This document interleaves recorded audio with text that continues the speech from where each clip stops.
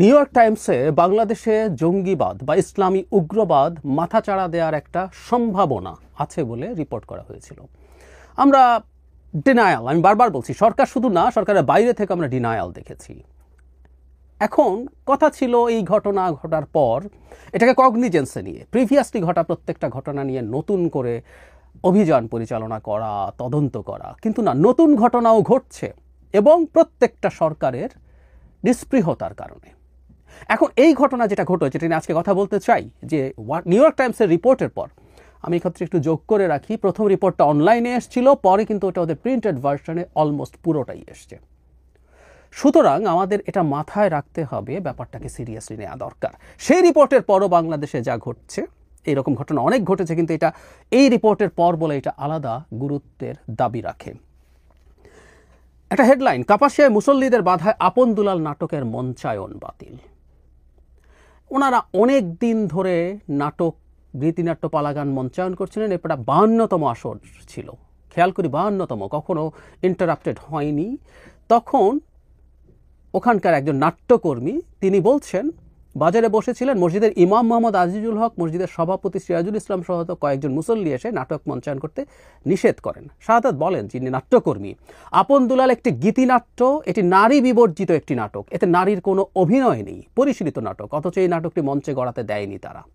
এতদিনের প্রস্তুতি, শ্রম, উদ্যোগ সব ভেস্তে গেল। ইমাম বলছেন, সমাজে একটি খারাপ প্রভাব পড়ার আশঙ্কায় স্থানীয় ধর্মপ্রাণ মুসল্লিরা নাটক আয়োজক কমিটিকে সেটি অনুষ্ঠিত না করার জন্য অনুরোধ করে। তারাও সমাজের ভালোর জন্য শেষ পর্যন্ত সেই নাটক অনুষ্ঠান করেননি। এখানে এককভাবে কেউ নিষেধ করেনি। আমরা দেখেছি নাট্যকর্মী কি বলেছেন। স্থানীয় মুসল্লি ও সর্বজন শ্রদ্ধে গণ্যমান্য ব্যক্তিরা সিদ্ধান্ত নিয়ে আয়োজকদের অনুরোধ করেছেন।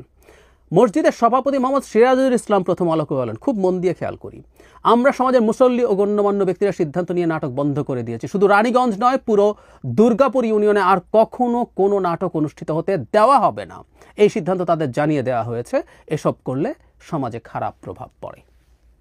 আমি আগেও একটা কথা বলেছি, আগেও মেয়েদের ফুটবল থেকে শুরু করে অভিনেত্রীরা দোকান উদ্বোধন, এরকম আরও বেশ কিছু ঘটনায় কিছু মানুষ প্রকাশ্যে তাদের অন রেকর্ড, এই যে এখানে ইমাম এবং পরবর্তীতে মূলত মসজিদ কমিটির যিনি সভাপতি, আমি জানি না তার এত হ্যাডামের উৎস কোথায়, ওনারা এইভাবে ঘোষণা করছেন, হতে দেয়া হবে না, খুব স্পষ্টভাবে ঘোষণা করছেন, শুধু ওখানে না, পুরো ইউনিয়নে আর কখনো।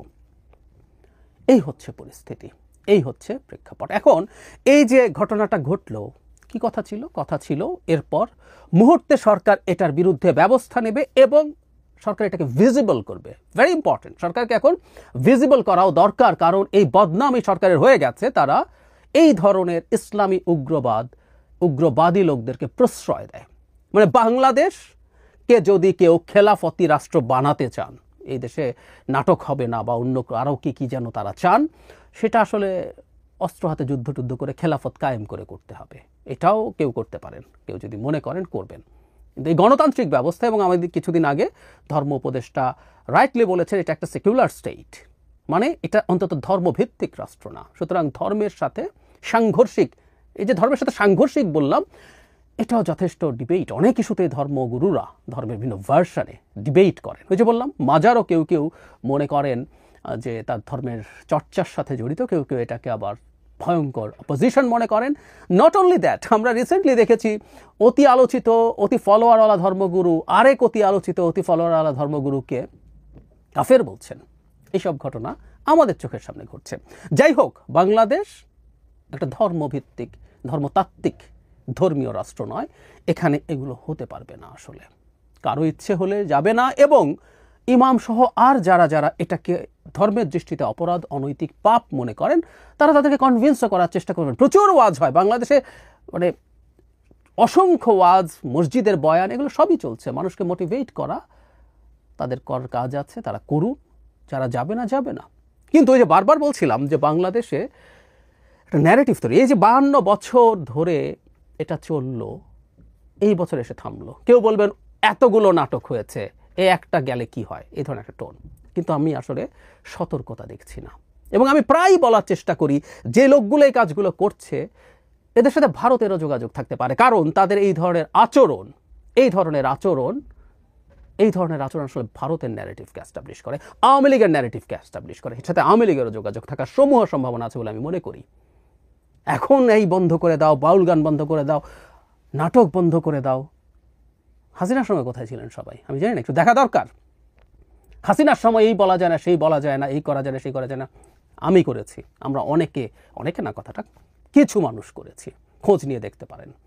এখন বিরাট সব সাহস এবং বিরাট সব জোশ নিয়ে মাঠে নামবেন এই দেশটাকে ধ্বংস করার জন্য। আমি ধ্বংস করার কথাই বলছি, এটা আসলে হতে দেওয়া উচিত না। কিন্তু এই সরকার আদৌ কোনো কিছু শিখছে বলে আমার মনে হয় না। দীর্ঘদিন থেকে এই ন্যারেটিভ তৈরির চেষ্টা ভারতের দিক থেকে হয়েছে। এখন নিউ ইয়র্ক টাইমসের মতো পত্রিকা করছে, একটার পর একটা সমালোচনা সরকারের দিক থেকে হচ্ছে। শেখ হাসিনার মতো ডিনায়াল, এগুলো বিষয় না। আমাদের কমপ্লেক্স সোসাইটি, এর মধ্যে এই হয় ওই হয়, এগুলো না দেখলে হবে না। It's all the same. টাকা দিয়ে করিয়েছে আওয়ামী লীগের, বাজে কথা, কিন্তু আমরা দেখছি না। আমি জানি এটা নিয়েও তেমন কিছু আসলে হবে না। সরকারের কোনো দুরভিসন্ধি আছে। আমি এজন্যই বলছি সরকার এই লোকগুলোকে খেপাতে চায় না। সেটা সরকার ভালো বলতে পারবে কেন খেপাতে চায় না। আমার অনুমান তারা মাঠে তাদের একটা ফোর্স চায়। যদি তাদের বিশেষ করে তাদের একটা খোয়াব থাকে যে তারা ক্ষমতাকে দীর্ঘায়িত করতে চান, ক্ষমতার খোয়াব দীর্ঘায়িত করার, ক্ষমতাকে দীর্ঘায়িত করার খোয়াব একটা অংশের আছে। যদিও প্রধান উপদেষ্টা বিমস্টেক সম্মেলনে নির্বাচনী প্রধানতম প্রায়োরিটি বলে ঘোষণা করেছেন, আমরা এটাকে ওয়েলকাম করি। কিন্তু সরকারের মধ্যে একটা অংশ সিরিয়াসলি চান, এবং আমরা বাইরে থেকেও খুবই গুরুত্বপূর্ণ ইনফ্লুয়েন্সারদেরকে দেখি এই আলাপ সামনে আনছেন কোনো না কোনো ফর্মে এই সরকারকে এক্সটেন্ড করার। সুতরাং এদেরকে মাঠে রাখার চেষ্টা হতে পারে যদি বিএনপি বিশেষ করে নির্বাচনের দাবিতে মাঠে নামে, তার একটা কাউন্টার ফোর্স হিসেবে। বিএনপি নির্বাচন চাইছে এবং তারা মাঠে নামবে।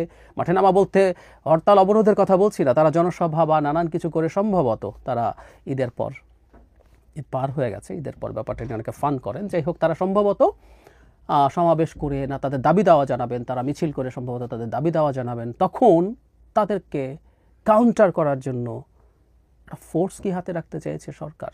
তাদেরকে নামাবেন বিএনপির বিরুদ্ধে। আর পুরো সরকার না হলেও অ্যাটলিস্ট সরকারের একটা অংশ। সরকারের এই নিষ্ক্রিয়তা এবং বাংলাদেশে যে বেশ কিছু ঘটনা ঘটছে যেগুলোকে ইসলামী উগ্রবাদের উত্থান হওয়ার মতো আলামত বলে বিবেচনা করা যায়, সেগুলো সরকার যেন অস্বীকার করছে। তাদেরকে সরকার চাইছে কোনো না কোনোভাবে অখুশি না করতে। এটা ভয়ঙ্কর ব্যাপার। আর একটা কথা বলে শেষ করি, সরকার শুরুর দিকে নানা রকম সংকটে ছিল। পুলিশ কেমন ছিল, কি অবস্থা ছিল আমরা জানি। 8 মাস হয়ে গেল, এই যে কাগজে কলমে আর 4-5 দিন বাকি আছে সরকারের। 8 মাস হয়ে গেল। 8 মাস পর এই সমস্যা ওই সমস্যা, হাসিনা ওটা করে গেছে সেটা করে গেছে, এই আলাপগুলো আসলে আমরা নেব না। একটা কথা মনে রাখতে হবে, এই আলাপটাও জরুরি। এখন সরকারের সময়ে জিনিসপত্রের দাম কম আছে কিনা, ঈদযাত্রা ভালো হয়েছে কিনা, এরকম নানান কিছু সামনে এনে সরকারকে সফল দেখানোর চেষ্টা করা হচ্ছে। সরকারের এগুলো সাফল্য নয় তা না, সাফল্য, কোনো সন্দেহ নেই।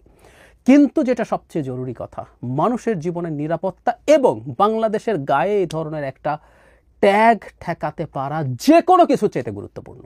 বাংলাদেশের দুর্নীতি, বাংলাদেশের চাঁদাবাজি, যে কোনো কিছু, এগুলো আমরা পরেও ডিল করতে পারবো।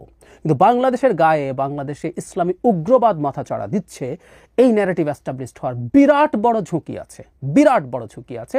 এটা বুঝতে পারতে হবে। বাস্তবে কতটুকু কি হলো না হলো এটা ম্যাটার করে না। ম্যাটার করে হচ্ছে শেষ পর্যন্ত গ্লোবালি এই ব্র্যান্ডিং তৈরি হয়ে যায় কিনা। এটা যদি তৈরি হয় আমাদের উপরে মহাবিপদ আছে। সুতরাং আমি বলছি না বাংলাদেশকে কেউ অ্যাটাক করতে চলে আসবে, কিন্তু আমরা সাফার করব ফর শিওর। পারসেপশন যে ম্যাটার করে তার উদাহরণ Iraq. Weapon of mass destruction আছে বলে ইরাকের মতো একটা দেশকে পশ্চিমারা ধ্বংস করে দিয়েছে। শেষ পর্যন্ত জানা গেল ওটা জাস্ট কনস্ট্রাক্টেড একটা ন্যারেটিভ ছিল, ওটার কোনো সত্যতা ছিল না। কিন্তু ইরাক তো ধ্বংস হলো, ইরাক তো ধ্বংস হলো। আর আমরা তার মানে শূন্যের উপর, যেটা ছিলই না সেটার উপরও একটা ন্যারেটিভ তৈরি করা যায়। আর যেখানে ভিজিবল অনেকগুলো ঘটনা আমাদের সামনে এসে হাজির আছে। আমি দেশে থেকে দেখছি তো, এবং আমাকে যে কেউ এখন ভারতের দালাল বানিয়ে দিতে পারেন, যেহেতু আমি এগুলো নিয়ে জোর গলায় কথা বলছি। But I dare to do that. I don't care কে আমাকে কি বলছেন। এটা হাসিনার সময়ও করি না, প্রায় বলি না। আজকে বিরাট বিরাট সব মানুষজন বিপ্লবী হয়ে মাঠে নামছেন, দেখা যাচ্ছে সব কিছু।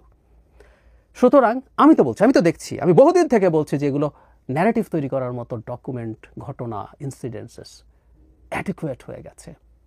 এই বিপদ আমরা এখনও বুঝতে পারছি না, এবং এই সরকারের অবিশ্বাস্য রকম অস্বীকারের প্রবণতা নিউ ইয়র্ক টাইমসে আসার পরও এটা ক্ষমার অযোগ্য। এই সরকার দায়ী থাকবে, সিরিয়াসলি দায়ী থাকবে এই সব কিছুর কনসিকোয়েন্সের জন্য।